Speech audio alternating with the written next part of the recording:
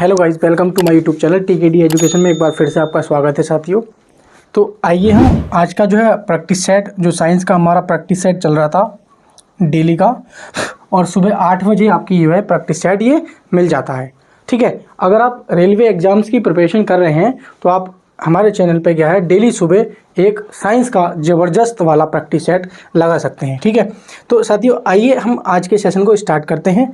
और अगर आप चैनल पे पहली बार हमारी वीडियो को देख रहे हैं तो वीडियो को पूरी देखना, एटलीस्ट 4-5 क्वेश्चन जरूर देखना, ताकि आपको समझ में आ जाए कि रियलिटी में इस चैनल पर कंटेंट बहुत अच्छा है जो रेलवे एग्जाम से रिलीवेंट है। ठीक है, तो अगर आपको मैटर सही लगता है तो प्लीज़ लाइक और चैनल को सब्सक्राइब जरूर करें, ताकि मैं अगली जब भी वीडियो अपलोड करूं आप तक नोटिफिकेशन जरूर पहुंच पाए। ठीक है, स्टार्ट करते हैं। ध्वनि का तारतम्य किस पर निर्भर करता है? आपने देखा होगा मच्छर है, नॉर्मली गर्मियों का मौसम चल रहा है और मच्छर बहुत सारे हैं इस समय। तो जो मच्छर क्या है कि पिनर पिनर पिनर सी आवाज़ करते हैं। ठीक है, और आपने ये भी देखा होगा कि जो हमारे मेल्स होते हैं उनकी जो साउंड होती है बहुत ज़्यादा मोटी होती है। ठीक है, और फीमेल्स की साउंड कैसी होती है, बहुत ही पतली होती है। तो इन सब के रीजन, इन सब के ऊपर जो रीजन होता है मेरे प्यारे दोस्तों, वो क्या होता है, हमारा तारतम्य का होता है। क्या होता है, इन सब के ऊपर जो रीजन होता है वो किसका होता है मेरे प्यारे साथियों, तारतम्य का होता है। इस तारतम्य को हम इंग्लिश में क्या बोलते हैं, ये भी ध्यान रखना, क्या बोलते हैं, पिच। क्या बोलते हैं, पिच। क्या बोलते हैं साथियों, पिच। मेरी बात को ध्यान रखना। हमारे कहने का मतलब ये है कि अगर तारतम्य, मेरे कहने का मतलब ये है कि जो तारतम्य है वो समानुपाती होता है किसके, किसके, आवृत्ति के। ध्यान से सुनना मेरी बात को, किसके, आवृत्ति के समानुपाती होता है। हम कहना क्या चाहते हैं कि हमारा जो तारतम्य होता है वो आवृत्ति के समानुपाती होता है। मेरी बात समझ में आ गई? कहने का मतलब ये है मेरे, इफ, यदि, मेरी बात को ध्यान से सुनना, यदि आपका तारतम्य, सॉरी, यदि हमारी ध्वनि की आवृत्ति कैसी है, यदि हमारी ध्वनि की आवृत्ति कैसी है, कम है। मेरी बात को ध्यान से सुनना, यदि हमारी ध्वनि की आवृत्ति कैसी है, कम है। तो जब हमारी ध्वनि की आवृत्ति अगर कम है तो आपको बहुत अच्छे से पता होगा तो हमारा तारतम्य भी कैसा होगा, हमारा तारतम्य भी कैसा होगा, कम होगा।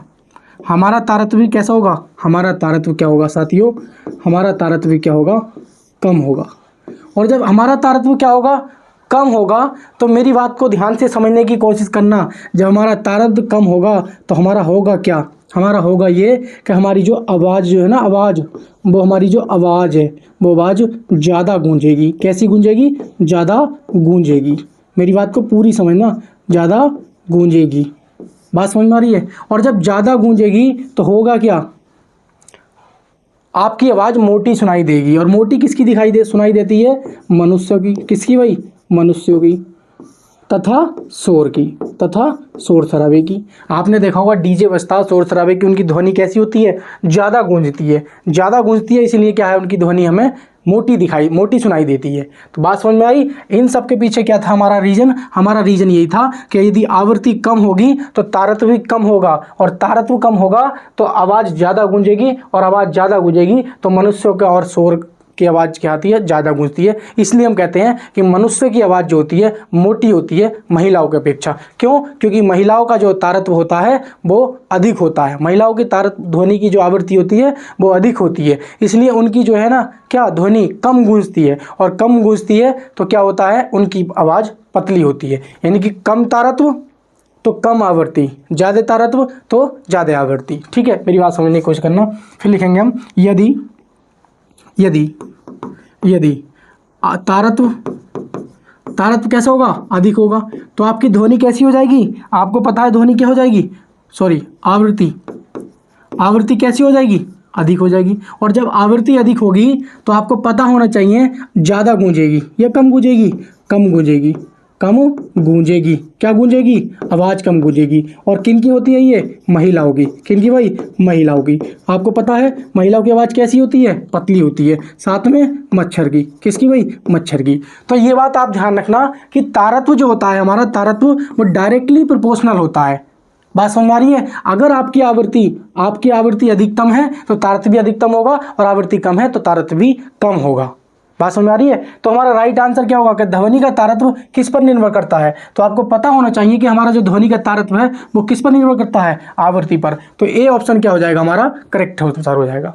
ए ऑप्शन आपका क्या हो जाएगा, करेक्ट आंसर हो जाएगा। ठीक है नहीं, चलते हैं नेक्स्ट क्वेश्चन की तरफ, क्वेश्चन नंबर 2 की तरफ। चलिए आइए क्वेश्चन नंबर 2 की तरफ ध्यान से देखना है, बिल्कुल एकदम बहुत ही बेहतरीन क्वेश्चन है और ये एग्जाम में आ चुका है। ठीक है, ये आ चुका है रेलवे ग्रुप डी में। इस प्रकार का क्वेश्चन बहुत भर भर के पूछा है और आरपीएफ में क्या है, न्यूमेरिकल पूछे जाते हैं। तो इस प्रकार का क्वेश्चन मैं लेकर आया हूं। ठीक है, हवा में प्रकाश का वेग 3 गुणा 10 की पावर 8 मीटर प्रति सेकंड एवं कांच में 2 गुणा 10 की पावर 8 मीटर प्रति सेकंड है, तो कांच का अपवर्तनांक बताइए।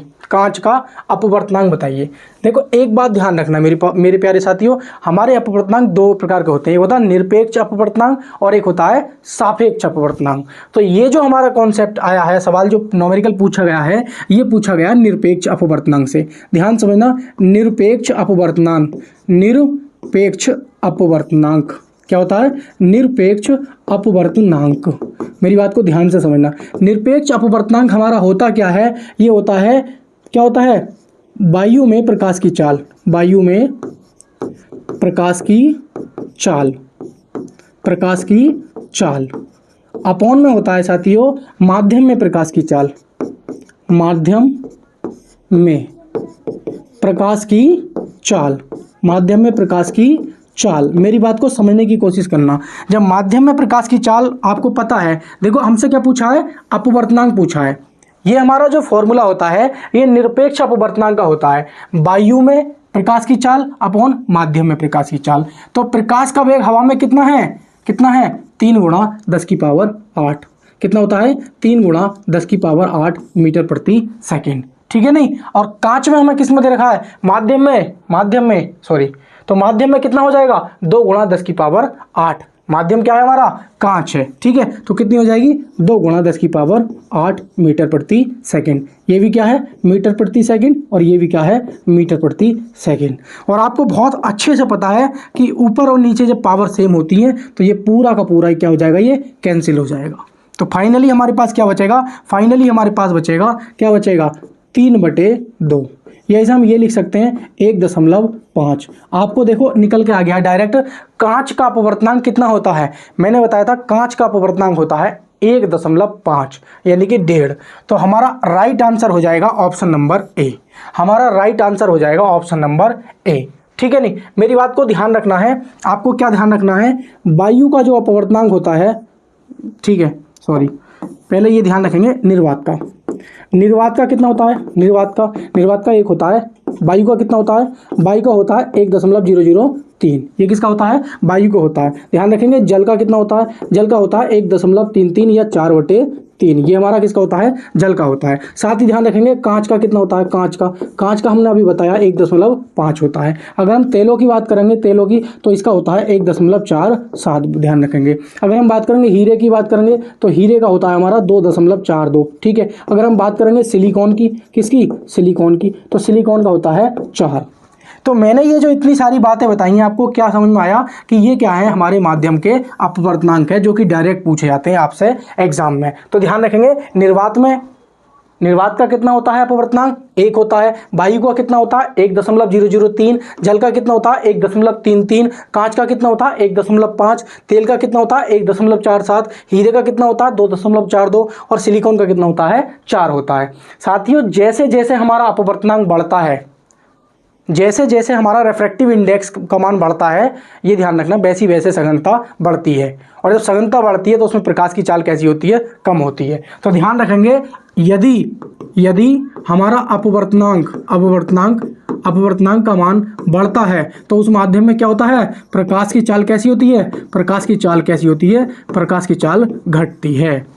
क्यों घटती है, क्योंकि आपको पता है अपवर्तनांक के बढ़ने से क्या होता है, सघनता बढ़ती है। जैसे जैसे अपवर्तनांक बढ़ेगा माध्यम की सघनता बढ़ती जाएगी, और जैसे जैसे सघनता बढ़ती जाएगी उस माध्यम में प्रकाश की चाल घट जाती है।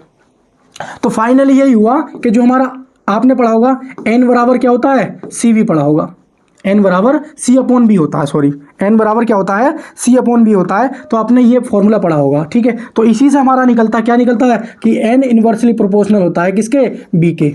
बात समझ आ रही है। एन इनवर्सली प्रोपोर्शनल होता है बी के, यानी कि माध्यम का अपवर्तनांक इनवर्सली प्रोपोर्शनल होता है माध्यम के वेग के, माध्यम में प्रकाश के वेग के। तो ये बी क्या है, माध्यम में प्रकाश का वेग। अगर माध्यम में प्रकाश का वेग ज्यादा है तो उसका अपवर्तनांक ऑब्वियसली कम होगा। यदि अपवर्तनांक उस माध्यम का ज्यादा है तो उसमें प्रकाश का वेग कम होगा। एक दूसरे के क्या होते हैं, इनवर्सली प्रोपोर्शनल होते हैं, ठीक है नहीं। तो इतनी सारी चीजें आपको समझ में आ गई होंगी। चलेंगे साथियों नेक्स्ट क्वेश्चन पर, क्वेश्चन नंबर 2। आइए, ये क्वेश्चन आपने सब लोगों ने कर लिया होगा। चलिए इसका जवाब दीजिए, क्वेश्चन नंबर 3। जल्दी से इसका आंसर दीजिए, दिमाग लगाइए और इसका आंसर सोचिए क्या होगा। ये आपने हाई स्कूल में पढ़ा होगा और इंटर में पढ़ा होगा, सब वही है, हाई स्कूल इंटर की साइंस है। चलिए, पृथ्वी की सतह पर गुरुत्व के कारण त्वरण का मान होगा। पृथ्वी की सतह पर गुरुत्व के कारण त्वरण का मान होगा, अर्थात गुरुत्वीय त्वरण का मान क्या होगा, अर्थात स्मॉल जी का मान पूछा है, ठीक है, कोई दिक्कत नहीं है। आपने देखा होगा जब कोई वस्तु पृथ्वी पर होती है तो वो कौन सा भार लगाती है, W बराबर होता है, मेरी बात को समझने की कोशिश करना। कोई प्राणी बैठ गया है जो परेशान कर रहा है, ठीक है। तो आपने पता होगा W बराबर क्या होता है साथियों, mg। जब कोई वस्तु पृथ्वी पर रखी होती है तो वो उसका भार कितना होता है, W बराबर mg। और वो बल कितना लगा रही होती है पृथ्वी पर, वो बल भी उतना ही लगा रही होती है, W बराबर mg के बराबर बल लगा रही होती है। बात इतनी समझ में आ गई है, कोई दिक्कत नहीं है। दूसरी बात आप ये ध्यान रखना है, आपको क्या ध्यान रखना है कि गुरुत्वीय त्वरण का जो हमारा बल होता है, गुरुत्वाकर्षण बल का फॉर्मूला जो होता है वो क्या होता है, F बराबर होता है capital G m into M upon R square. ये जो फॉर्मूला है हमारा गुरुत्वाकर्षण बल का, क्या है, गुरुत्वाकर्षण बल का, किसका होता है, गुरुत्वाकर्षण बल का, ठीक है। दोनों ही बल हैं हमारे। अगर हम दोनों बलों को बराबर कर दें तो बराबर कर देंगे तो मेरे प्यारे साथी क्या हो जाएगा, हो ये जाएगा कि mg बराबर g कैपिटल में m कैपिटल है और ये स्मॉल m है अपॉन आर स्क्वायर। तो इस m से ये m कट जाएगा, ठीक है। ये पृथ्वी का द्रव्यमान है और ये क्या था, वस्तु का द्रव्यमान। वस्तु का द्रव्यमान यानी कि पृथ्वी पर क्या होगा, समान होगा। वस्तु का द्रव्यमान जब ही चेंज होगा जब दूसरे ग्रह पर लेकर जाओगे, ठीक है। तो वस्तु का द्रव्यमान क्या होगा, सेम रहेगा, ठीक है। तो क्या लिखेंगे, स्मॉल जी बराबर हो जाएगा हमारा कैपिटल जी और कैपिटल में m अपॉन क्या हो जाएगा, आर स्क्वायर। तो हमारा यही क्या हो जाएगा, संबंध बन के आ जाएगा। और यही हमसे पूछा था कि पृथ्वी पर गुरुत्वीय त्वरण का मान कितना होगा। तो पृथ्वी पर गुरुत्व के कारण गुरुत्वीय त्वरण का मान capital G capital M upon के क्या हो जाएगा, आर स्क्वायर। तो कैपिटल G ये हो जाएगा capital G capital M upon R square, यानी कि ए ऑप्शन क्या हो जाएगा, सही है। देखो दो नहीं होता है इसलिए ये नहीं होगा, ये आर स्क्वायर नहीं है इसमें, ये इसलिए नहीं होगा। ये कैपिटल G और capital M upon R square, तो ये दोनों सही हैं, तो ये दोनों ऑप्शन सेम कर दिए हैं, capital G capital M upon R square. तो इनमें क्या है, ये भी हमारा सही है, तो दो ऑप्शन सही हो जाएंगे। क्योंकि इसमें क्या था, एक स्मॉल था तो टाइपिंग मिस्टेक है, ठीक है, एक स्मॉल m होगा इसलिए टाइपिंग मिस्टेक है। लेकिन फिलहाल ये कैपिटल M दिख रहे हैं तो इसलिए हमारे क्या हो जाएंगे, ऑप्शन नंबर ए और ऑप्शन नंबर डी दोनों सही उत्तर हो जाएंगे, दोनों सेम हमारे सही हैं। चलते हैं नेक्स्ट क्वेश्चन पर, क्वेश्चन नंबर 4 की तरफ। क्वेश्चन नंबर 4 की तरफ जल्दी से इसका आंसर दीजिए। क्वेश्चन नंबर 4, क्वेश्चन नंबर 4 क्या कहता है, क्या कहता है क्वेश्चन नंबर 4, हमसे कहता है कि 100 डेसिमल का 100 डेसिमल, भाई डेसिमल किसका मात्रक होता है, ध्वनि का। ध्वनि को हम किस में नापते हैं, डेसिबल में। तो ये कह रहा है कि 100 डेसिबल का रव यानी कि शोरगुल, 100 डेसिबल का कोई कहीं शोर हो रहा है, ठीक है, नॉइस यानी कि शोर हो रहा है, तो उसकी प्रबलता का स्तर संगत होगा, किसके संगत होगा, किसके संगत होगा, सुनाई भर देने वाली आवाज़। भाई सुनाई भर देने वाली जो आवाज़ होती है वो 15 से 20 डेसिमल होती है, 15 से 20 डेसिमल होती है। अगर बात करें सामान्य वार्तालाप की, तो सामान्य वार्तालाप की जो ध्वनि होती है वो कितनी होती है, वो होती है हमारी 30 डेसिमल की। अगर बात करें शोर शराबे वाली आवाज़ की तो ये होती है हमारी 80 से लगभग 95 डेसिमल के बीच में। बात समझ में आ रही है मेरे। अगर बात करें कारखानों की तो ये होती है 100 से 105 डेसिमल, 100 से 105 डेसिमल, या कहीं कहीं हम डायरेक्ट कह सकते हैं ये कितनी होती है, 100 डेसिमल। कितनी होती है, 100 डेसिमल, 100 डेसिमल। तो 100 डेसिबल का जो रव है, शोरगुल है, वो इसके तो बराबर होगा नहीं, 30 डेसिमल इसके बराबर नहीं होगा। और शोर शराबे वाली गली आवाज़, ये शोर शराबे, भाई शोर थोड़ा सा हल्का भी मच सकता है, 85 डेसिमल का, 70 डेसिमल का, तो वो भी शोर ही कहलाया जाएगा। और 95 या 90 डेसिमल की अगर साउंड आ रही है तो वो भी हमारा शोर कहलाएगा। लेकिन 100 डेसिमल का जो रव शोरगुल होगा वो यंत्र कारखानों से मिलता है जहाँ बहुत सारी साउंड आती है, बात समझ में आ रही है? तो हमारा क्या हो जाएगा, राइट आंसर क्या हो जाएगा, डी ऑप्शन इसको सही माना है। बोर्ड ने जो इसका राइट आंसर माना है, रेलवे ने, वो डी ऑप्शन क्या है, सही माना है। ठीक है, चलेंगे साथियों नेक्स्ट क्वेश्चन की तरफ। क्वेश्चन नंबर 5 की तरफ चलते हैं। क्वेश्चन नंबर 5 क्या कहता है, क्वेश्चन क्या कहता है, जब कोई पिंड वायुयान से गिराया जाता है तब इसकी डैश बढ़ जाती है। गतिज ऊर्जा बढ़ जाती है, द्रव्यमान बढ़ जाता है, त्वरण बढ़ जाता है, या स्थितिज ऊर्जा बढ़ जाती है। तो देखो, द्रव्यमान और त्वरण से तो कोई रिलेशन नहीं है, वैसे ठीक है त्वरण भी हो सकता था, लेकिन रीजन समझाऊंगा मैं भी। तो गतिज ऊर्जा या स्थितिज ऊर्जा, इन दोनों में से, और एक त्वरण, द्रव्यमान का कोई मैटर नहीं है। ठीक है, नहीं, हमने क्या बताया था कि द्रव्यमान, जब मान लीजिए बात कीजिए कहाँ की है, जब कोई पिंड वायुयान से गिराया जाता है, तो मान लीजिए कोई भी ग्रह की बात हो रही है, कोई भी प्लेनेट की बात हो रही है, पृथ्वी पर, चंद्रमा पर, बृहस्पति पर, तो मास क्या रहता है, सेम रहता है। तो मास क्या सेम रहता है, नो चेंज रहता है, तो मास तो हमारा आंसर नहीं हो सकता। ये बात तो आप हमेशा ध्यान रखना। आइए अब बात करते हैं क्वेश्चन क्या कहता है।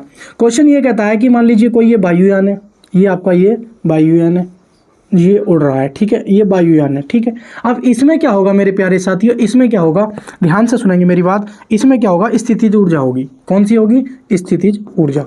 कौन सी होगी, स्थितिज ऊर्जा। इसमें क्या होगी, स्थितिज ऊर्जा। इसमें स्थितिज ऊर्जा कितनी होगी, mgh होगी। आप बहुत अच्छे से जानते हो, नहीं जानते तो ध्यान रखेंगे। m क्या है, द्रव्यमान है, g क्या है, गुरुत्वीय त्वरण है, और h क्या है, ऊंचाई, पृथ्वी तल से ऊंचाई, इस वायुयान की ऊंचाई। ठीक है, जितनी ऊंचाई पे होगा, जितनी ऊंचाई पे वायुयान ज्यादा होगा, उतनी ही उसमें अधिक स्थितिज ऊर्जा होगी।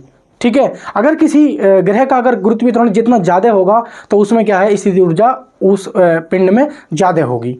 तो बात से भाई, मान लीजिए ये मेरे पास पेन है, पृथ्वी तल से मान लीजिए 1 मीटर ऊंचाई पे है, तो इसमें mgh ऊर्जा होगी, यानी कि हाइट अगर 1 मीटर है, तो मान लीजिए उसकी हाइट के अकॉर्डिंग इसमें ऊर्जा होगी। मैं थोड़ा और ऊपर ले जाऊं तो हाइट बढ़ जाएगी, तो मेरी स्थितिज ऊर्जा यानी कि पोटेंशियल एनर्जी मेरी क्या हो जाएगी, बढ़ जाएगी।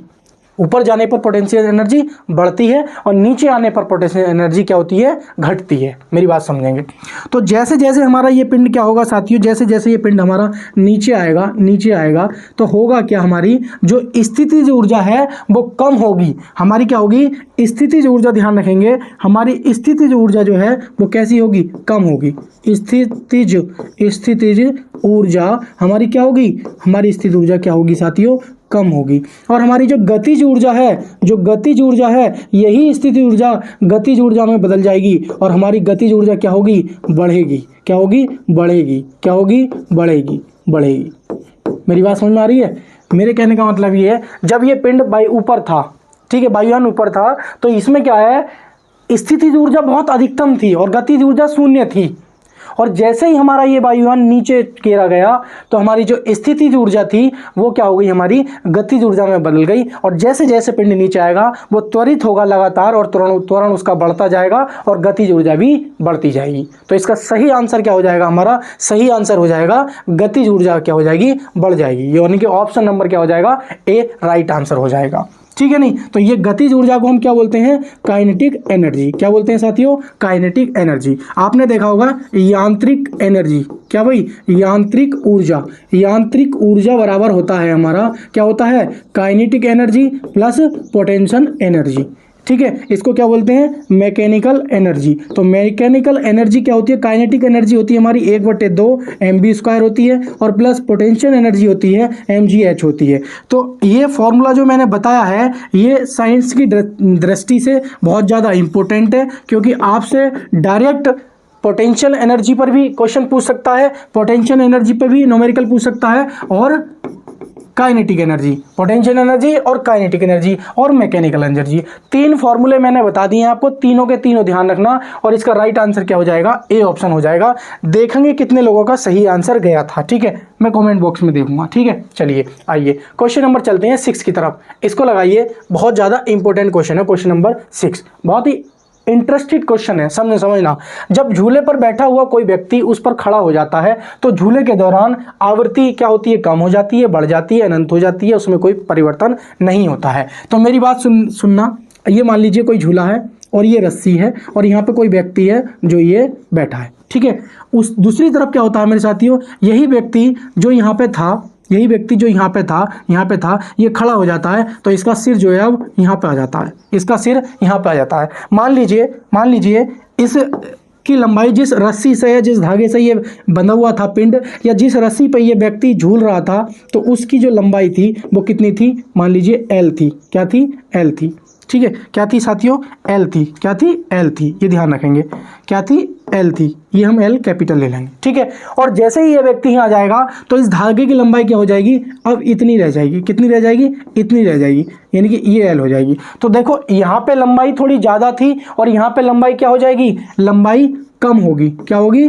कम होगी। क्या होगी? कम होगी। मेरी बात को समझने की कोशिश करना, यहाँ पे लंबाई क्या हो जाएगी? कम हो जाएगी। और आपने बहुत अच्छे से पढ़ा होगा, क्या पढ़ा होगा? टी बराबर 2 पाई रूट में L अपॉन जी। ये आपने बहुत अच्छे से पढ़ा होगा। तो यहाँ से क्या निकलेगा? जब सारी चीज़ें कांस्टेंट हो जाएंगी, गुरुत्वीय त्वरण हमारा क्या हो जाएगा? पृथ्वी तल पर कांस्टेंट हो जाएगा और 2 पाई भी हमारा कांस्टेंट हो जाएगा। तो T प्रोपोर्शनल हो जाएगा रूट में L के, रूट में L। L4 क्या है? हमारी लंबाई। L4 क्या है? हमारी लंबाई। L4 क्या है? हमारी लंबाई। तो एक चीज़ समझने की कोशिश करना, जैसे जैसे हमारी क्या है लंबाई बढ़ेगी, मेरी बात को समझने की कोशिश करना, मेरी बात को समझने की कोशिश करना। इफ़ यदि अगर हम L का मान क्या करें साथियों? बढ़ा दें। अगर L का मान बढ़ा देंगे तो L का मान जब बढ़ा देंगे तो होगा क्या? होगा ये कि आवर्तकाल का मान क्या हो जाएगा? बढ़ जाएगा। आवर्तकाल क्या हो जाएगा? उसका बढ़ जाएगा। और आपको पता है कि आवर्तकाल का उल्टा क्या होता है? आवृत्ति। क्या होती है? उल्टी आवृत्ति। क्या होती है? उल्टी आवृत्ति। और आवृत्ति क्या हो जाएगी? घट जाएगी। आपने फॉर्मूला देखा होगा T बराबर 1/n, या फिर आपने ये भी देखा होगा कि n बराबर 1/t। ये भी आपने खूब अच्छे से देखा होगा। या देखा होगा आवृत्ति बराबर क्या देखा होगा आपने? अपॉन आवर्तकाल। क्या देखा होगा भाई? आवर्तकाल। तो इसका मतलब यही होता है, क्या होता है कि जैसे जैसे हमारी आवृत्ति बढ़ेगी हमारा आवर्तकाल कम होगा, अगर आवृत्ति घटेगी तो आवर्तकाल क्या होगा? बढ़ जाएगा। बात समझ में आ रही है मेरी क्या कहना चाहता हूँ? तो मैं कहना यही चाहता हूँ, अब समझने की कोशिश करना। अगर मान लीजिए क्या होगा तो आवृत्ति कम हो जाएगी, लेकिन अगर लंबाई क्या हो जाए? हमारी कम हो जाए तो क्या होगा? हमारा आवर्तकाल साथियों, आवर्तकाल क्या हो जाएगा? हमारा आवर्तकाल भी हमारा घट जाएगा। और जब आवर्तकाल घट जाएगा तो आवृत्ति क्या हो जाएगी? आवृत्ति क्या हो जाएगी? बढ़ जाएगी। आवृत्ति क्या हो जाएगी? बढ़ जाएगी। तो आपको ये जो मैंने सारा कॉन्सेप्ट समझाया है, ये वाला, ये अच्छे से समझने की कोशिश करना। ये सारा निचोड़ है, ये सारा क्या है? निचोड़ है जो मैंने समझाया है। और ये वाला जो निचोड़ है, ये वाला, ठीक है, समझने की कोशिश करना। ये सारे निचोड़ हैं, इनसे कॉन्सेप्ट क्लियर होता है। तो हमने क्या बोला कि जब झूले पर बैठा होकर व्यक्ति खड़ा हो जाएगा, तो हमने क्या, जैसे ही खड़ा हो जाएगा, पहले व्यक्ति यहाँ पर था तो इसकी लंबाई मान लो 4 मीटर थी। क्या थी भाई? 4 मीटर थी। और जैसे ही ये खड़ा होगा ये मान लीजिए 3 मीटर हो जाएगी। मतलब लंबाई क्या हो जाएगी? घट जाएगी। और जब लंबाई घटेगी हमारी तो आवर्तकाल भी कम हो जाएगा। और जब आवर्तकाल कम हो जाएगा तो क्या हो जाएगा हमारा? ये आवृत्ति बढ़ जाएगी। तो आवृत्ति क्या होगी? बढ़ जाएगी। आवृत्ति क्या हो जाएगी? बढ़ जाएगी। ऑप्शन नंबर बी क्या हो जाएगा हमारा? करेक्ट हो जाएगा। ठीक है, नहीं? चलते हैं नेक्स्ट क्वेश्चन की तरफ। उम्मीद करता हूं काफी लोगों का ये क्वेश्चन सही गया होगा। ठीक है, क्वेश्चन नंबर 7 देखते हैं। क्वेश्चन नंबर 7 हमारा क्या कहता है? क्वेश्चन नंबर 7 पढ़िए और इसको आप आंसर मुझे कमेंट बॉक्स में दीजिए। देखो, जब तक आप कमेंट बॉक्स में आंसर नहीं दोगे तब तक मुझे पता नहीं चल पाएगा कि आप मेरी वीडियो रेगुलर देख रहे हो या नहीं देख रहे हो। ठीक है, नहीं? वनस्पति पदार्थों के खाद में अपघटन की अभिक्रिया का एक उदाहरण है। ठीक है, वनस्पति पदार्थों में खाद में अपघटन की अभिक्रिया का एक उदाहरण है। ठीक है, एक ऊष्माक्षेपी, ऊष्माशोषी, विस्थापन। तो विस्थापन तो होगी नहीं, और क्या है? दोहरा विस्थापन, तो ये भी नहीं होगा। साथियों ध्यान रखेंगे, ऊष्माक्षेपी, इसमें क्या होता है? क्या होता है? ऊष्मा का क्या होता है? ऊष्मा का उत्सर्जन होता है। क्या होता है साथियों? उत्सर्जन होता है। क्या होता है? उत्सर्जन होता है। ठीक है, और ऊष्माशोषी में क्या होता है? ऊष्मा का पदार्थ द्वारा क्या होता है? अवशोषण होता है। क्या होता है? अवशोषण होता है। ये भी आप ध्यान रखेंगे, क्या होता है? अवशोषण होता है। इसमें क्या होता है? उत्सर्जन होता है। ठीक है, ऊष्माक्षेपी, ऊष्माशोषी से नाम आगे ध्यान रखेंगे तो ऊष्मा का क्या होगा? अवशोषण होता है। पूछ लेता है किस अभिक्रिया में ऊष्मा का क्या है? अवशोषण होता है, तो कौन सा है? ऊष्माशोषी में। ऊष्माक्षेपी में क्या होता है? ऊष्मा का उत्सर्जन होता है, यानी कि ऊष्मा क्या होती है? निकलती है। तो वनस्पति पदार्थों में खाद में अपघटन की अभिक्रिया, तो जब जहां जहां अपघटन होता है वहां वहाँ का होता है ऊष्मा का उत्सर्जन होता है, जहाँ जहाँ अपवर्टन होता है वहाँ क्या होता है, ऊष्मा का उत्सर्जन होता है। तो इसलिए हमारा क्या हो जाएगा, ए ऑप्शन क्या हो जाएगा, करेक्ट आंसर हो जाएगा। ए ऑप्शन क्या हो जाएगा, करेक्ट आंसर हो जाएगा। चलेंगे क्वेश्चन नंबर 8 की तरफ। वेरी वेरी इंपॉर्टेंट है क्वेश्चन नंबर 8, बहुत ज़्यादा इंपॉर्टेंट है क्वेश्चन नंबर 8, ध्यान रखेंगे, ठीक है। एल्यूमिनियम का सबसे महत्वपूर्ण अयस्क है, ठीक है। तो अगर हम बात करें एल्युमिनियम के अयस्कों की, बात करें एल्युमिनियम के अयस्कों की, तो आपको पता होगा एल्युमिनियम के अयस्क क्या होते हैं, ठीक है, क्या होते हैं। एक तो होता है हमारा बॉक्साइट, क्या होता है भाई, बॉक्साइट, ठीक है। एक होता है हमारा क्या होता है भाई, क्रायोलाइट, क्रायोलाइट। एक होता है एल्यूनाइट, एल्यूनाइट।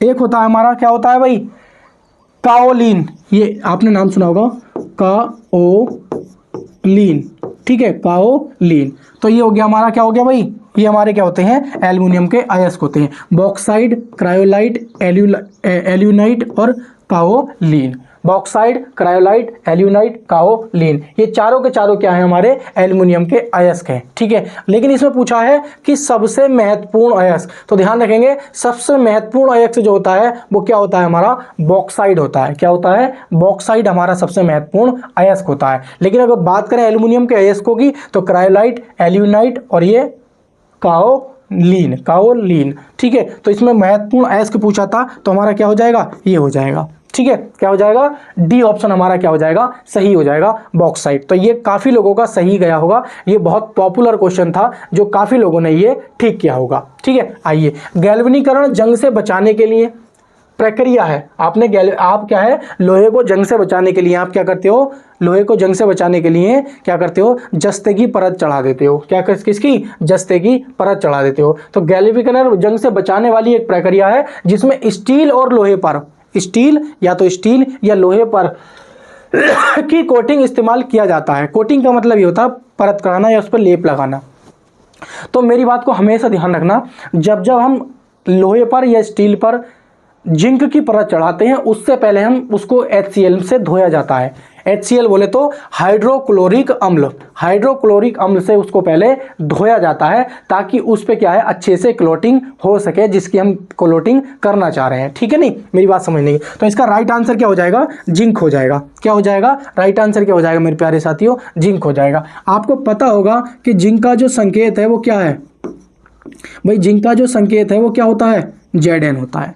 इसका अयस्क आपको पता होना चाहिए, इसका अयस्क आपको पता होना चाहिए। अयस्क क्या होता है, इसका होता है कैलामीन। क्या होता है साथियों, कैलामीन, कैलामीन और कैलामीन। इसका सूत्र क्या होता है, ZnCO3। क्या होता है, ZnCO3। तो जिंक का जो संकेत होता है वो क्या होता है हमारा, ध्यान रखेंगे, Zn, और इसका जो अयस्क होता है वो क्या है, कैलामीन। और इसका जो एटॉमिक नंबर होता है, एटॉमिक नंबर होता है 30 होता है। और ये डी ब्लॉक का तत्व है। क्या है भाई, डी ब्लॉक का तत्व है। ये बात इतनी सी ध्यान रखेंगे। अगर हम इसके प्रयोग की बात करें, किसके, इसके प्रयोग की बात करें, जिनके पूछ लिए जाते हैं बहुत ज़्यादा, प्रयोग ध्यान रखेंगे इसके प्रयोग, ठीक है। तो सबसे पहला हमारा जो प्रयोग है, जो सबसे ज़्यादा इंपॉर्टेंट और जो पॉपुलर रहता है, वो रहता है जिंक फास्फाइड बनाने में, जिंक फास्फाइड बनाने में। जिंक फास्फाइड, इसको बोलते हैं हम चूहे मार दवा। क्या बोलते हैं इसको, चूहे मार दवा, चूहे मार दवा। इसको बोलते हैं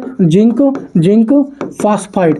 क्या बोलते हैं, जिंक फास्फाइड। ये बात ध्यान रखेंगे। दूसरा ध्यान रखेंगे ZnS, जिंक सल्फाइड। क्या बोलते हैं इसको, zinc sulphide, zinc sulphide, zinc sulphide. ये होता है स्फुरदीप्ति, स्फुरदीप्ति, स्फुरदीप्ति, स्फुरदीप्ति पर्दा बनाने में, स्फुरदीप्ति बनाने में, स्फुरदीप्ति बनाने में। आपने नाम सुना होगा, अभी सुना, कैलामीन। क्या नाम सुना है, कैलामीन। ये इसका क्या है, मुख्य अयस्क है। इसका सूत्र होता है ZnCO3। इसका प्रयोग हम करते हैं चर्म रोगों के मल्लम बनाने में, चर्म रोगों के मल्लम बनाने में। तो चर्म रोगों के मल्लम बनाने में भी इसका प्रयोग करते हैं, कैलामीन का प्रयोग करते हैं, ठीक है। आपको पता होगा एक होता है ZnCl2, ZnCl2, ये होता है ZnCl2। तो इसका जो हम प्रयोग करते हैं, ध्यान रखेंगे, इसका प्रयोग करते हैं लकड़ी को लकड़ी को दीमक से बचाने में, लकड़ी को दीमक से बचाने में, लकड़ी को दीमक से बचाने में। ये बात अब आप अच्छे से ध्यान रखेंगे। एक नाम आप सुनेंगे और अच्छा से सुनेंगे। पांचवा ध्यान रखेंगे, क्या है हमारा? Zinc oxide. क्या होता है? Zinc oxide. इसका जो हम प्रयोग करते हैं, ध्यान रखेंगे, इसका प्रयोग करते हैं, नंबर 1 करते हैं कृत्रिम दांत बनाने में, कृत्रिम दांत बनाने में, कृत्रिम दांत बनाने में। नंबर दूसरा याद रखेंगे, क्रीम बनाने में, क्रीम बनाने में। ठीक है, तो आप जिंक से क्या है, एक पीतल भी बनाते हो, क्या है, मिश्र धातु भी बनाते हैं, पीतल। पीतल में क्या होता है? जिंक प्लस के कॉपर होता है। इसकी एक ट्रिक बताई थी मैंने, पिताजी। क्या बताई थी? पिताजी। पी से पीतल, ता से तावा, जी से जिंक। ध्यान रखेंगे। तो हम क्या, इससे एक मिश्र धातु भी बनाते हैं। क्या बनाते हैं? क्या बनाते हैं भाई हम? मिश्र धातु, पीतल बनाते हैं। कौन सी बनाते हैं? पीतल। तो जिंक से कौन सी मिश्र धातु बनाते हैं? पीतल। पीतल में क्या होता है? जिंक और क्या होता है? कॉपर होता है। क्या होता है भाई? जिंक और क्या होता है? कॉपर होता है। इसकी शॉर्ट ट्रिक क्या है? पिताजी। पी से क्या है? पी से क्या है? पीतल। और ता से क्या है? तावा। और जे से क्या है? जिंक। तो ध्यान रखेंगे। तो ये होता है पिंक। आपने नाम सुना होगा इसका ZnSO4, ZnSO4 × 7H2O। ये क्या होता है? श्वेत थोता। यह कहते हैं सफेद थोता, सफेद थोता, सफेद थोता। तो सफेद थोता बनाने में हम किसका प्रयोग करते हैं? जिंक का प्रयोग करते हैं। तो सफेद थोता बनाने में हम जिंक का प्रयोग करते हैं। जिंक क्लोराइड बनाने में, जिंक ऑक्साइड बनाने में, जो कृत्रिम दांत और क्रीम बनाने में प्रयोग होती है। और जिंक का प्रयोग हम, जिंक क्लोराइड, जिसका प्रयोग हम लकड़ी को दीमक से बचाने के लिए करते हैं। इसका प्रयोग हम कैलामीन यानी कि जिंक कार्बोनेट यानी कि चर्म रोगों के मलहम बनाने में करते हैं। जिंक सल्फाइड जो कि स्फुटित बनाने में, जिंक फास्फाइड चूहे मार दवा बनाने में।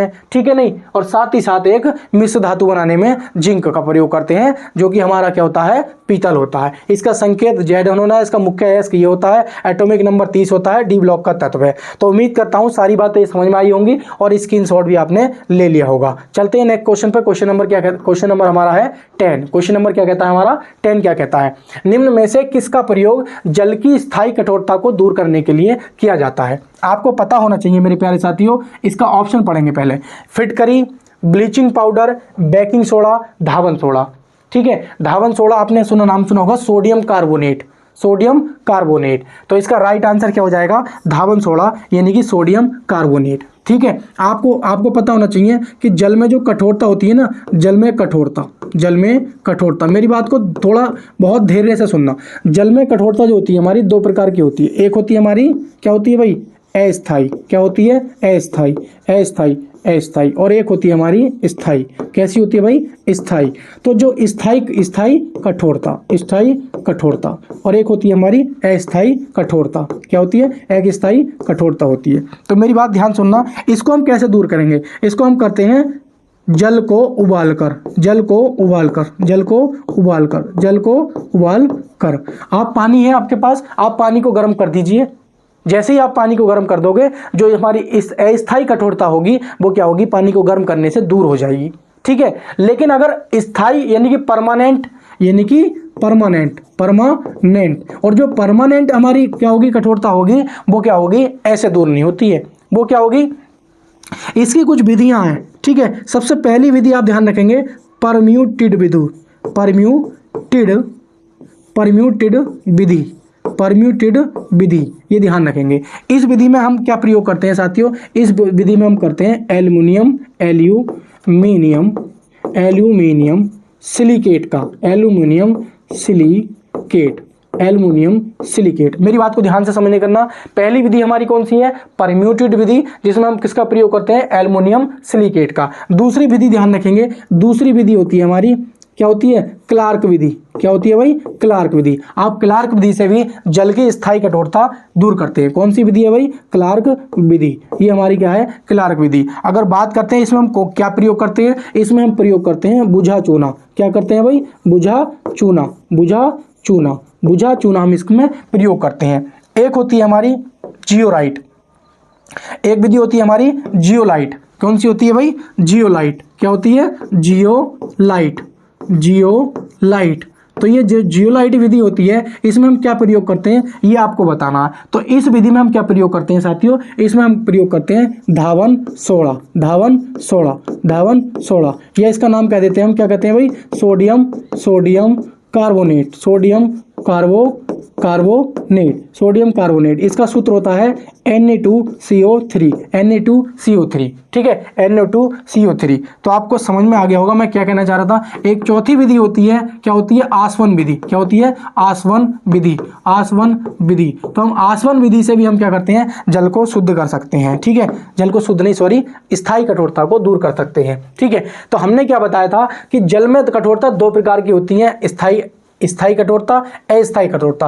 अस्थायी कठोरता को जल को उबाल कर दूर कर सकते हैं, स्थायी कठोरता को परम्यूटेड विधि से कर सकते हैं, क्योंकि इसमें हम एल्युमिनियम सिलिकेट का प्रयोग करते हैं। या फिर आप क्लार्क विधि आपसे पूछी जाती है कि क्लार्क विधि से क्या करते हैं, जल की स्थायी कठोरता को दूर करते हैं। क्लार्क विधि में हम क्या भी यूज करते हैं, बुझा हुआ चूना यूज करते हैं। और इंपॉर्टेंट हमारा ये पूछा गया था कि जियोलाइट विधि जो है हमारी, ये इससे क्या होता है, जियोलाइट विधि से हमारी स्थायी कठोरता दूर करते हैं। और उस जियोलाइट विधि में हम कौन सा क्या प्रयोग करते हैं, धावन सोडा, यानी कि सोडियम कार्बोनेट का प्रयोग करते हैं। बात करते हैं हम आसवन विधि की, तो ये आसवन विधि से भी हम जल की स्थायी कठोरता को दूर करते हैं। तो इसका राइट आंसर क्या हो जाएगा, राइट आंसर हो जाएगा ऑप्शन नंबर डी। तो उम्मीद करता हूं बहुत सारे लोगों का ये क्वेश्चन सही गया होगा। चलते हैं नेक्स्ट क्वेश्चन पर, क्वेश्चन नंबर 11 की तरफ। चलते हैं नेक्स्ट क्वेश्चन पर, क्वेश्चन नंबर 11 की तरफ। पढ़िए और इसको समझिए, पढ़िए और इसको समझिए और इसका आंसर दीजिए।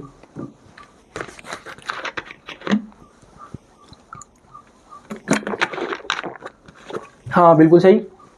इनमें से किसका प्रयोग फल को पकाने में करते हैं। भाई आपने देखा होगा केले, फल, अमरूद, ये कुछ केले, फल जैसे पपीता हुआ, तो ये अचानक से कच्चे तोड़ लिए जाते हैं और पक जाते हैं। और कभी कभी ऐसा होता है कि आम पेड़ पे लगा हुआ है और पक जाता है। तो उन सब के रीजन, उनके पीछे रीजन क्या होता है। एक केला है, फैक्ट्री में रख दिया लाके कच्चा, 2 दिन बाद पक गया, लेकिन पेड़ पे होता तो 10 दिन में नहीं पकता। सेम टू सेम वैसे ही आम का प्रोसेस है। आम पेड़ पे लगा हुआ है तो उस समय आने पे पक गया, ऑटोमेटिक पक गया, उसमें भी तो कोई ना कोई केमिकल रिएक्शन हुई होगी। परंतु कच्चा आम तोड़ के आपने पेटी में पैक कर लिया और 3 दिन में पका दिया। तो इन सब के पीछे रीजन क्या है मेरे प्यारे साथियों, ध्यान रखना।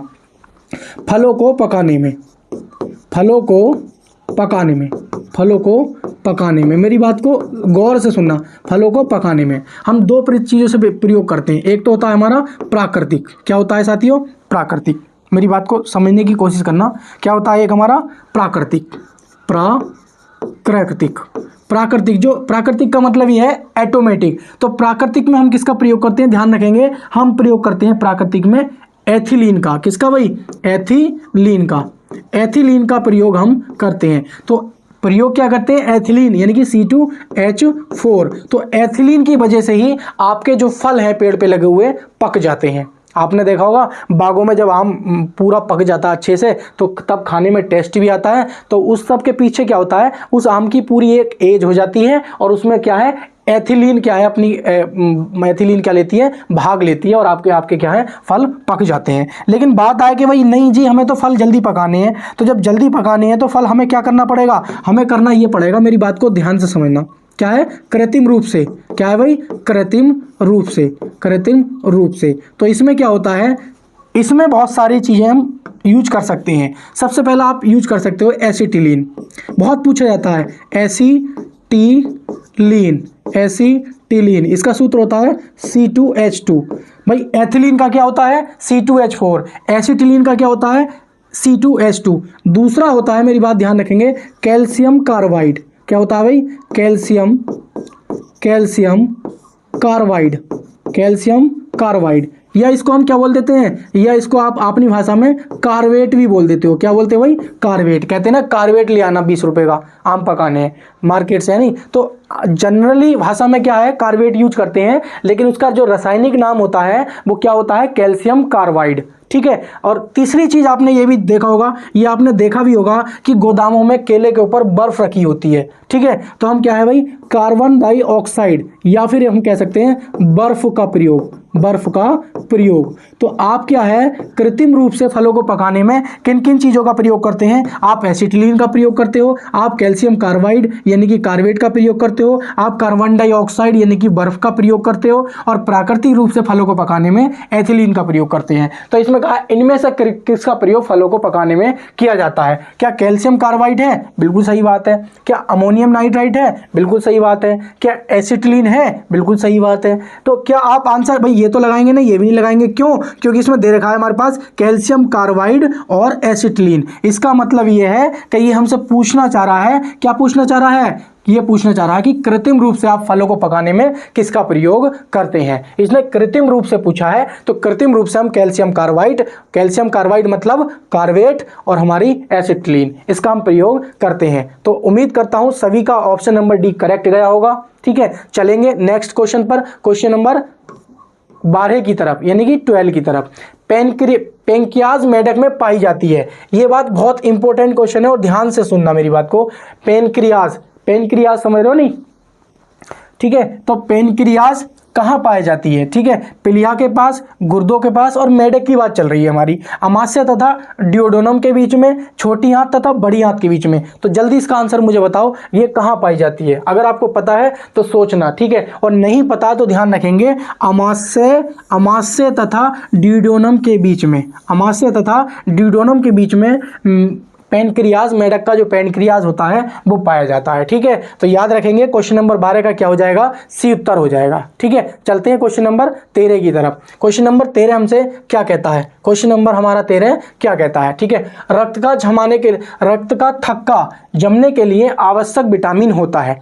ऐसा कौन सा विटामिन है जो रक्त का थक्का जमने के लिए क्या होता है? आवश्यक होता है। तो आपको बहुत अच्छे पता होगा कि रक्त का थक्का, ठीक है, जमना, ठीक है, किन किन के कारण होता है आप बहुत अच्छे से जानते हो। ठीक है, नहीं जानते हो तो ध्यान रखेंगे। सबसे पहला है हमारा विटामिन के। क्या होता है? विटामिन के। ठीक है, तो आंसर तो आपको मिल गया होगा क्वेश्चन का क्या है, लेकिन कुछ एक्स्ट्रा जानकारी ध्यान रखेंगे। कहीं कहीं आता है थ्रोम्बिन प्रोटीन। क्या आता है भाई? Thrombin protein. तो ध्यान रखेंगे थ्रोम्बिन प्रोटीन भी हमारा क्या होता है? रक्त का थक्का जमाने में सहायक होता है। एक होता है प्रोथ्रोम्बिन। क्या होता है भाई? Prothrombin fibrinogen. क्या होता है भाई? ये होता है प्रोथ्रोम्बिन, और एक होता है फाइब्रोनोजन। क्या होता है भाई? Fibrinogen protein. ठीक है, तो ध्यान रखेंगे विटामिन कौन सा होता है? के होता है, और प्रोटीन की बात करें तो प्रोथ्रोम्बिन प्रोटीन होता है, प्रोथ्रोम्बिन। ठीक है, इसको ध्यान रखेंगे, प्रोथ्रोम्बिन। तो प्रोथ्रोम्बिन प्रोटीन और फाइब्रोनोजन प्रोटीन ये होते हैं। लेकिन अगर हम बात करें, हम ये ध्यान रखेंगे रक्त का थक्के का पता, रक्त के नोट करके लिखना, रक्त के थक्के का पता लगाना है कि भाई कैसे पता लगाना है कि किस व्यक्ति में रक्त का थक्का कितने समय में जम सकता है। मान लो किसी का ब्लड है और ब्लड लेके हम सैंपल लेके टेस्ट करें कि भाई किस व्यक्ति में किसका ब्लड कितनी जल्दी जम सकता है, कितनी जल्दी लेट जम सकता है, क्योंकि वो जानकारी होना जरूरी है। ठीक है, और तो वो पता लगता है हमें। आपने सुना होगा सोडियम का एक क्या होता है? सोडियम का क्या होता है? एक अप्रूप। क्या होता है? Na24। ठीक है, ये क्या होता है? सोडियम का एक अप्रूप होता है Na24। इस Na24 से ही हम रक्त के थक्के का पता लगाते हैं। आपको पता होना चाहिए सामान्य व्यक्ति में क्या होता है? सामान्य व्यक्ति में ध्यान रखेंगे, लिखेंगे 15। ठीक है, मैंने ज़्यादा बता दिया, 15 भी ज़्यादा बोल रहा हूँ। रियलिटी में तो 7 मिनट है। ठीक है, रियलिटी में कितना है? 7 से 8 मिनट में क्या होता है? रक्त का थक्का जम जाता है। लेकिन अगर कोई बीमार व्यक्ति है तो उसमें क्या है? 24 घंटे भी लग जाते हैं, 24 घंटे भी लग जाते हैं। ठीक है, और इस बीमारी को हम क्या कहते हैं? हीमोफीलिया कहते हैं। हीमोफीलिया ध्यान रखेंगे। तो हीमोफीलिया में क्या होता है? रक्त का थक्का नहीं जमता है, या फिर देर से जमता है। मेरी बात को ध्यान रखेंगे। ये कैसी बीमारी है? अनुवांशिक बीमारी। कैसी बीमारी है ये? हीमोफीलिया कैसी बीमारी है हमारी? अनुवांशिक। पूछा जाता है अनुवांशिक। हीमोफीलिया कैसी है? अनुवांशिक बीमारी है। ठीक है, तो ध्यान रखेंगे, रक्त का थक्का अगर नहीं जमता है तो वो बीमारी हमारी क्या कहलाती है, हीमोफीलिया बीमारी कहती है। और हीमोफीलिया बीमारी कैसी है, एक जेनेटिक डिसीज है। और जेनेटिक डिसीज हमारी कैसी होती हैं, जो पीढ़ी दर पीढ़ी चली आ रही हैं, ठीक है। तो पीढ़ी दर पीढ़ी चली आ रही हैं वो हमारी क्या होती हैं, जेनेटिक डिसीज होती हैं, आनुवांशिक बीमारियां होती हैं, ठीक है। तो ध्यान रखेंगे, रक्त का थक्का जमने के लिए विटामिन के प्रयोग में लेते हैं, प्रोथ्रोम्बिन प्रोटीन होता है और फाइब्रोनोजन होता है। और रक्त के थक्के का पता लगाने के लिए सोडियम का क्या होता है, ये एक प्रूफ होता है Na24। Na24 एकमात्र है ये, Na24 किसका है, सोडियम का है। ध्यान रखेंगे, बहुत ज्यादा इंपॉर्टेंट है। तो चलेंगे, इसका आंसर क्या हो जाएगा, ऑप्शन नंबर डी हो जाएगा। ऑप्शन नंबर डी यानी कि चौथा ऑप्शन क्या हो जाएगा, सॉरी माफी चाहता हूं, ऑप्शन नंबर डी नहीं है, ऑप्शन नंबर क्या हो जाएगा, ऑप्शन नंबर हो जाएगा ये के, सी ऑप्शन हो जाएगा, ठीक है। चलिए क्वेश्चन नंबर 14 की तरफ, क्वेश्चन नंबर 14 की तरफ चलिए आइए, क्वेश्चन नंबर 14 कीजिए। बहुत बढ़िया क्वेश्चन है, देखो इतना इजी क्वेश्चन आया है आपके सामने, ये ग्रुप डी में पूछा जाता है। सोडियम धातु डेड डेड डैश में संग्रहित होती है। भाई सोडियम धातु किस में रखी जाती है, आपको पता है सोडियम धातु को खुला नहीं छोड़ते हम, किस में रखते हैं, पेट्रोलियम सॉरी एल्कोहल में, ईथर में, कैरोसिन में, जल में। तो हम किस में रखते हैं, सोडियम क्या होता है, जल से क्या है, क्रिया कर लेता है, तो इसको हम किस में रखते हैं, कैरोसिन यानी कि मिट्टी के तेल में रखते हैं। किस में रखते हैं भाई, मिट्टी के तेल में रखते हैं। ध्यान रखेंगे, सोडियम धातु को हम किस में रखते हैं, ये कैरोसिन में यानी कि मिट्टी के तेल में छुपाकर रखते हैं। तो इसका आंसर क्या हो जाएगा, 14 का क्या हो जाएगा, सी ऑप्शन क्या हो जाएगा, आपका बिल्कुल सही उत्तर हो जाएगा। सी ऑप्शन क्या हो जाएगा, सही उत्तर हो जाएगा। सी ऑप्शन क्या हो जाएगा, सही उत्तर हो जाएगा। आइए क्वेश्चन नंबर 15 की तरफ चलते हैं। क्वेश्चन नंबर 15 क्या कहता है, अभी तक वैज्ञानिक द्वारा पदार्थ की कितनी अवस्थाएं तय की गई हैं, क्या 4 तय की गई हैं, क्या 2 की गई हैं, या 3 तय की गई हैं, या 5 तय की गई हैं। आपको बताना है कि इन ऑप्शनों में से कौन सा सही होगा। आपको पता होना चाहिए पदार्थ की अवस्था, पदार्थ की अवस्था, पदार्थ की अवस्था कौन कौन सी है, तो आपको सब लोग जानते हैं, ठीक है। जो नहीं जानता वो समझने की कोशिश करना। एक होती है हमारी ठोस, कौन सी होती है भाई, ठोस। दूसरी कौन सी होती है, द्रव। तीसरी कौन सी होती है, गैस, भाई गैस होती है कि नहीं होती है। और चौथी होती है प्लाज्मा, क्या होती है भाई, प्लाज्मा, क्या होती है, प्लाज्मा। और पांचवी होती है हमारी, क्या होती है भाई, बॉस आइंस्टीन, क्या है भाई, बॉस आइंस्टीन, क्या है भाई, Einstein, Einstein, Einstein, boss Einstein. तो ये सत्येंद्रनाथ बोस ने जो इसकी खोज की थी, किसकी भाई, पांचवी अवस्था जो है ये बॉस आइंस्टीन ने इसकी खोज की थी। तो मेरी बात को थोड़ा ध्यान से सुनना, ये जो है ना ये सारी की सारी ये कैसी अवस्था है, ये हमारी प्राकृतिक, कैसी है भाई, ये प्राकृतिक है। लेकिन बात करें इसकी, बात करें तो ये कैसी है, ये कृत्रिम है। कैसी है भाई, ये कृत्रिम है। और ये मानव द्वारा बनाई गई, किसके द्वारा, मानव द्वारा बनाई गई है। और ऐसी क्या है, ये असंभव है। ये क्या है, असंभव है, असंभव है, ठीक है, ध्यान रखेंगे।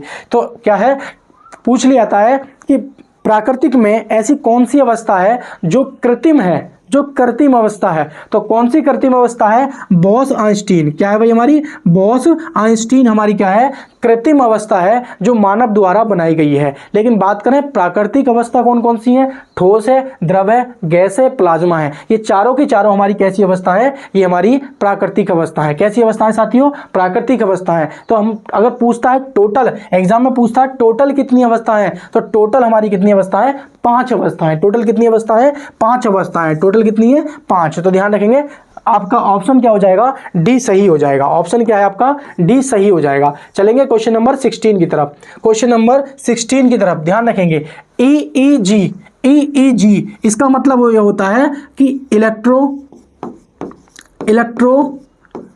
ठीक है, इनसेफोलान, इनसेफोलाइन, इनसेफोलाइन, इनसेफलान, इनसेफलोग्राम, इनसेफलोग्राम, इनसेफलोग्राम क्या होता है, इनसेफलोग्राम। ईईजी का ई से क्या होता है, इलेक्ट्रो इनसेफलोग्राम।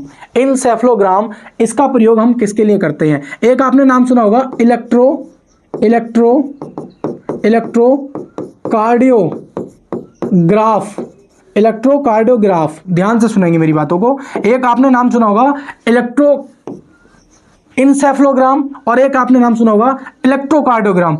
Electro cardiogram. जहां जहां कार्डियोग्राम आता है, जहां कार्डियो शब्द आता है, ये किससे होता है? हृदय से संबंधित होता है। तो आपको समझ जाना चाहिए कि इलेक्ट्रोकार्डियोग्राफ हम किसकी गति नापते हैं या किसकी गतिविधि दर्ज करने के लिए यूज करते हैं। तो इलेक्ट्रोकार्डियोग्राफ क्या है? हमारा हृदय की गति यूज करने के लिए प्रयोग करते हैं। लेकिन ईईजी की बात करें तो ये हमारा किसकी गति यूज करने के लिए? क्या हृदय की? तो हृदय के लिए तो हम किसका यूज करते हैं भाई? हृदय के लिए तो हम इसका यूज करते हैं, ठीक है। नहीं, आप फेफड़ों की? नहीं जी।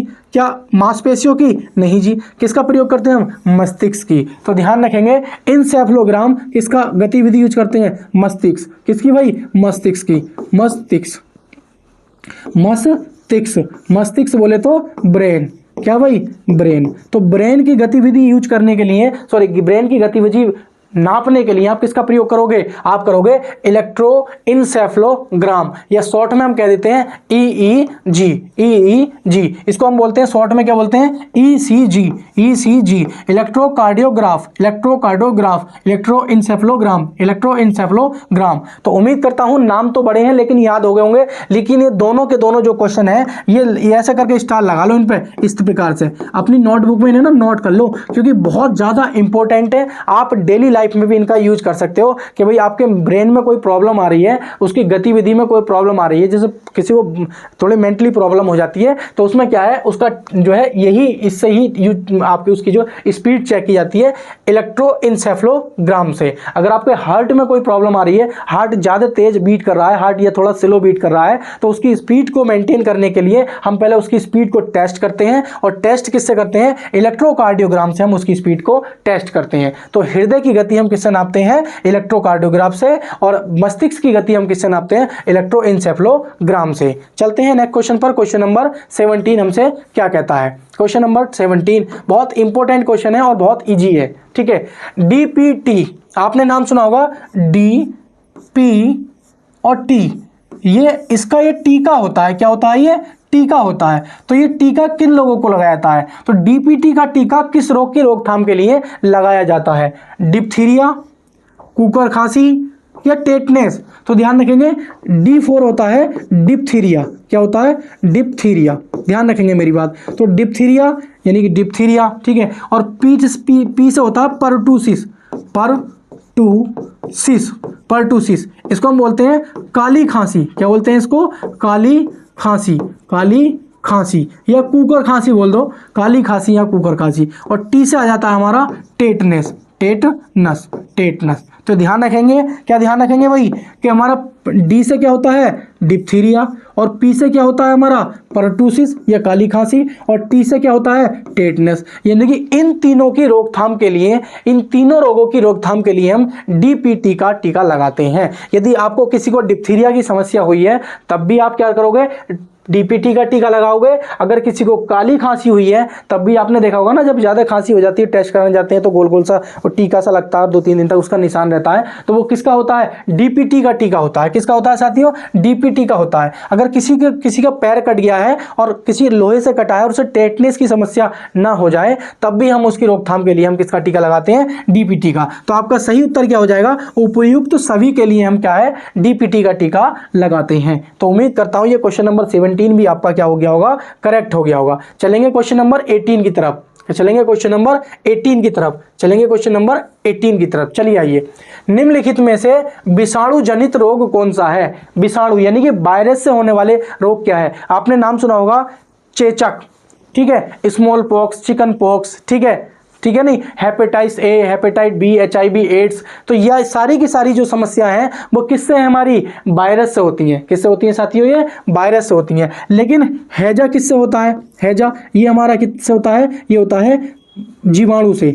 जीवाणु से। किससे होता है भाई? जीवाणु। बोले तो बैक्टीरिया, बैक्टीरिया, बैक्टीरिया, ठीक है। और हमारा जो मलेरिया है ये किससे होता है? Protozoa, protozoa, protozoa. प्रोटोजोआ से हमारा कौन सी बीमारी फैलती है? मलेरिया फैलती है। अगर हम टाइफाइड की बात करें तो ये भी हम किससे होता है? हमारा ये जीवाणु से होता है। परंतु अगर एड्स की बात करें तो ये क्या होता है? ये वायरस से फैलने वाली बीमारी है। किससे भाई? वायरस से फैलने वाली बीमारी है। और आपसे पूछा गया है, आपसे यही पूछा है कि विषाणु जनित रोग कौन सा है, तो विषाणु जनित रोग हमारा कौन सा हो जाएगा? एड्स हो जाएगा। विषाणु जनित हमारा क्या हो जाएगा? एड्स हो जाएगा। ठीक है नहीं? तो ये बात आप बहुत अच्छे से ध्यान रखेंगे। तो एड्स की समस्या कैसे फैलती है ये भी आपको पता होना चाहिए। किसी के जैसे मान लीजिए बच्चा, माँ को अगर एड्स है और बच्चा मान लीजिए माँ का दूध पी रहा है और उसमें दांत लग जाए धोखे से, तो बच्चे को क्या है? एड्स की समस्या हो जाती है। किसी को नीडल यूज करते हैं ना, इंजेक्शन लगाते हैं, नीडल अगर आपने रीयूज कर ली है तब एड्स की समस्या हो जाती है। यौन शोषण किया, मतलब यौन संबंध बनाया किसी के साथ, तब भी आपको एड्स की समस्या हो जाती है। तो इन सारी चीज़ों पर आप ध्यान रखेंगे। बहुत ही भयंकर बीमारी है ये, एड्स ना हो पाए इसको बचाव रखने हैं आपको। तो मैंने बता दिए किस प्रकार से हमारा एड्स फैलता है। निडल यानी कि रीयूज, सुई यूज करने से, और माँ के जो स्तन होता है वहाँ पे जब बच्चा खून थोड़ा सा कट लगा देता है तो वहाँ से भी ब्लड हो जाती है और बच्चे में क्या है? एड्स की समस्या आ जाती है। और सेक्सुअल रिलेशन बनाने से, अगर किसी व्यक्ति को एड्स है और आपने उसके साथ सेक्सुअल रिलेशन बना लिए तो आपको भी क्या हो जाएगा? एड्स हो जाएगा। तो इसलिए ध्यान रखेंगे। ठीक है, क्वेश्चन नंबर 18। ठीक है, क्वेश्चन नंबर 18 का डी ऑप्शन हमारा सही था। क्वेश्चन नंबर 19 की तरफ चलते हैं। 19 क्या कहता है? क्वेश्चन नंबर 19 हमसे क्या कहता है कि खाने का नमक किससे बना होता है? प्रबल अम्ल और प्रबल क्षार से, और दुर्बल अम्ल तथा दुर्बल क्षार से। भाई नमक का अगर आपको निर्माण करना है ना तो एक क्षार ले लीजिए। कैसा क्षार ले लीजिए? प्रबल क्षार ले लीजिए। हमने ले लिया सोडियम हाइड्रोक्साइड, और इसके साथ में आप एक अम्ल की क्रिया करा दीजिए। अम्ल कौन सा ले लीजिए आप? ये अम्ल भी आपका कैसा होना चाहिए? प्रबल अम्ल होना चाहिए। और जैसे ही आप इनकी रिएक्शन कराओगे तो आपका बन जाएगा NaCl यानी कि सोडियम क्लोराइड, और साथ में क्या बन जाएगा? जल बन जाएगा। और जैसे ही जल बन जाएगा तो आप इस समीकरण को क्या कर लोगे? संतुलित कर लोगे। और संतुलित करने के लिए आप इसमें 2 से मल्टीप्लाई कर दोगे, और जैसे ही 2 से मल्टीप्लाई करोगे आपका क्या हो जाएगा? उधर जाकर समीकरण संतुलित हो जाएगी। ठीक है, तो 2 से फिर वहां मल्टीप्लाई करने की, फिर 2 से यहां पे भी करनी पड़ेगी। ठीक है, तो वो आप संतुलित कर लोगे। ठीक है, तो आपको क्या पता होना चाहिए? ये क्या है? हमारा क्षार है। और क्षार है, कैसा क्षार है? प्रबल क्षार। प्रबल क्षार, मेरी बात को ध्यान से समझना, ये कैसा होगा? प्रबल क्षार। और ये क्या है? हमारा अम्ल है। तो ये कैसा अम्ल है? ये भी हमारा क्या है? प्रबल अम्ल है। क्या है मेरे प्यारे साथियों? प्रबल अम्ल है। तो ध्यान रखेंगे, जब भी हम नमक का निर्माण करते हैं तो नमक के निर्माण के लिए प्रबल क्षार और प्रबल अम्ल का होना बहुत जरूरी है। प्रबल क्षार, प्रबल अम्ल, यानी कि मजबूत क्षार और मजबूत अम्ल। तो क्षार क्या है हमारा? सोडियम हाइड्रोक्साइड, और ये क्या है हमारा? क्या है? HCl, हाइड्रोक्लोरिक अम्ल। HCl क्या है हमारा? हाइड्रोक्लोरिक अम्ल। और NaCl क्या है हमारा? नमक। NaCl क्या है हमारा? नमक बन गया। और उधर क्या बन गया हमारा? जल बन गया। तो आपको पता होना चाहिए कि प्रबल अम्ल, प्रबल क्षार, बिल्कुल सही बात। दुर्बल अम्ल, दुर्बल क्षार, गलत। दुर्बल अम्ल, प्रबल क्षार, गलत। प्रबल अम्ल, दुर्बल क्षार, गलत। तो हमारा सही उत्तर क्या हो जाएगा? ए हमारा सही उत्तर हो जाएगा। ए हमारा क्या हो जाएगा साथियों? सही उत्तर हो जाएगा। क्या हो जाएगा? ये सही उत्तर हो जाएगा। चलेंगे क्वेश्चन नंबर 20 की तरफ। पानी को रोगाणु मुक्त करने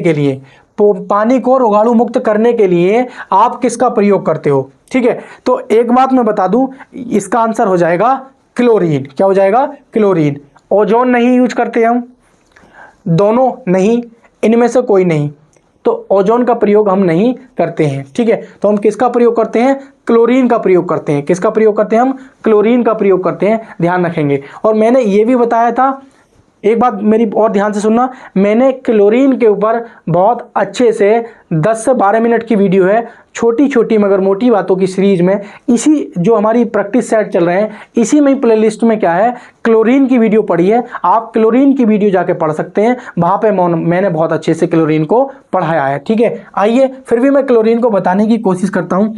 क्लोरीन का संकेत क्या होता है? क्लोरीन का संकेत होता है Cl। क्या होता है? Cl। परमाणु क्रमांक 17 और परमाणु भार 35 होता है। अगर बात करें इसकी खोज की, तो इसकी जो खोज की थी वो किसने की थी? सीले ने की थी। किसने की थी? सीले ने की थी। मेरी बात को ध्यान से समझना। ठीक है, अगर बात करें इसकी नामकरण की कि भाई क्लोरीन का नाम किसने किया था? ये किया था हमारा डेवी ने। डेवी ने ही देखा था कि इसका रंग जो है हरा रंग होता है। तो इसका रंग कैसा होता है, रंग इसका कैसा होता है, हरा रंग होता है। ठीक है, कैसा होता है, इसका हरा रंग होता है। ठीक है, नहीं मेरी बात ध्यान रखेंगे। अगर हम इसके प्रयोग की बात करें, इसके प्रयोग की बात करें तो आपको पता होगा बहुत अच्छे से, क्या पता होगा इसके प्रयोग की अगर हम बात करें तो क्लोरीन क्या करता है मेरे प्यारे साथियों, क्लोरीन क्या करता है, कपड़ों के रंग को उड़ा देता है। कपड़ों के रंग को क्या कर देता है, कपड़ों के रंग को उड़ा देता है, उड़ा देता है, देता है। आपको यह भी पता होगा, क्या पता होगा कि कीटाणुनाशक के रूप में, भाई कीटाणुनाशक के रूप में, कीटाणुनाशक के रूप में आपको क्या करते हो भाई, जल को शोध करते हो। क्या करते हो भाई, जल को शोध करते हो, जल के शोधन में। ठीक है, तीसरा ध्यान रखेंगे क्लोरोफॉर्म निर्माण में, क्लोरोफॉर्म निर्माण में, क्लोरोफॉर्म निर्माण में, क्लोरोफॉर्म निर्माण में इसका सूत्र क्या होता है, CHCl3 होता है। इस क्लोरोफॉर्म का प्रयोग क्या करते हैं, निश्चेतक के रूप में, निश्चेतक के रूप में, निश्चेतक के रूप में कहाँ करते हैं, ऑपरेशन में, ऑपरेशन में, ऑपरेशन में। इस क्लोरोफॉर्म को हम कहाँ रखते हैं, गहरे रंग के, गहरे रंग के, गहरे रंग के, गहरे रंग के, गहरे रंग के बोतलों में, गहरे रंग के बोतलों में ध्यान रखेंगे। और किसके साथ रखते हैं, एथिल एल्कोहल के साथ, एथिल एल्कोहल के साथ, एथिल एल्कोहल के साथ में। तो मेरी बात ध्यान रखेंगे कि जो हमारा क्लोरोफॉर्म होता है CHCl3, इसका जो निर्माण होता है वो क्लोरीन से होता है। और इस क्लोरोफॉर्म का जो हम प्रयोग करते हैं वो किस में करते हैं, निश्चेतक में, ऑपरेशन के टाइम पे। ठीक है, और इसको हम गहरे रंग की बोतलों में एथिल एल्कोहल के साथ में रखा जाता है। ध्यान रखेंगे, तो इतनी सारी बातें आपको ध्यान रखेंगे। तो क्लोरीन का हम प्रयोग करते हैं। क्लोरीन का प्रयोग एक और लिखेंगे, गैमेक्सीन बनाने में। क्या बनाने में, गैमेक्सीन, गैमेक्सीन, गैमेक्सीन बनाने में। इस गैमेक्सीन को भी हम क्या बोलते हैं, सेल्फास बोलते हैं। क्या बोलते हैं भाई, सेल्फास। क्या बोलते हैं, सेल्फास बोलते हैं। आपको पता होना चाहिए इसका सूत्र क्या होता है, C6H6Cl6,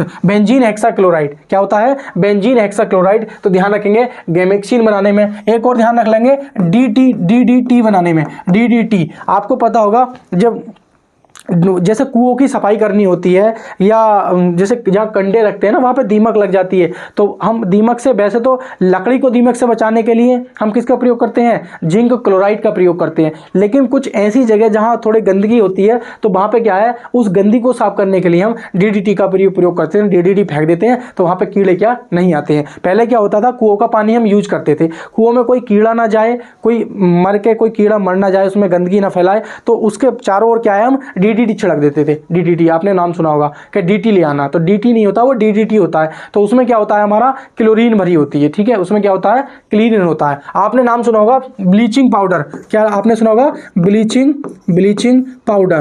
क्या नाम सुना होगा आपने, ब्लीचिंग पाउडर। तो ब्लीचिंग पाउडर का भी नाम प्रयोग करते हैं। और एक आपने नाम सुना होगा मस्टर्ड गैस। क्या नाम सुना होगा, मस्टर्ड गैस। तो मेरी बात ध्यान रखना, क्लोरीन के बारे में मैंने आपको काफी कुछ बता दिया है। क्या बता दिया है, इसका संकेत हमारा क्या होता है, Cl होता है। परमाणु क्रमांक कितना होता है, 17 होता है। परमाणु भार कितना होता है, 35 होता है। इसकी खोज किसने की थी, सीले ने की थी। नामकरण डेवी ने किया था। रंग कैसा होता है, हरे पीले रंग का होता है। और प्रयोग की बात करें तो कपड़ों के व फूलों के रंग उड़ाने में, कीटाणुनाशक यानी कि जल के शोध में, क्लोरोफॉर्म के निर्माण में, और क्लोरोफॉर्म का जो प्रयोग करते हैं ऑपरेशन में निश्चेतक के रूप में गहरे रंग की हथली बोतलों में रखा जाता है। गैमेक्सीन बनाने में, जिसे हम बोलते हैं सेल्फास बोलते हैं। सेल्फास का सूत्र क्या होता है, C6H6Cl6 यानी कि बेंजीन हेक्साक्लोराइड। DDT निर्माण में और ब्लीचिंग पाउडर निर्माण में, मस्टर्ड गैस निर्माण में। तो ये सारा क्या है, क्लोरीन का प्रयोग है। क्लोरीन बहुत इंपॉर्टेंट है एग्जाम की दृष्टि से। अगर आप रेलवे एग्जाम की तैयारी कर रहे हैं तो क्लोरीन बहुत इंपॉर्टेंट है। ठीक है, और मैं आपको बता देता हूं,